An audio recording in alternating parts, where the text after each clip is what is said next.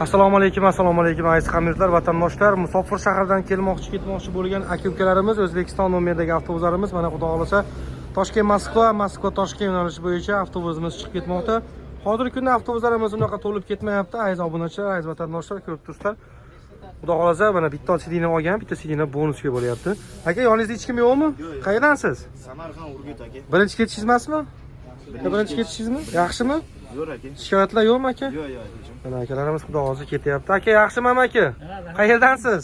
Andijondanmi? Andijonda qayerdan? O'zboshqa rayon. Ha, yaxshi tavsiya qilasiz biz bosgan akalarga? Ha, men reklama qilib bo'ldim biz qishlar. Yaxshimi yo'q? Ha, xudoga shukr bo'lsin. Mana aka-ukalar, aziz vatandoshlar, akalarimiz kelgan. Mana xudo xolasa hammasi. Akajonlarim yaxshimi? Kamchiliklar yo'qmi amaki? Necha nomer bilan gaplashib keldingiz?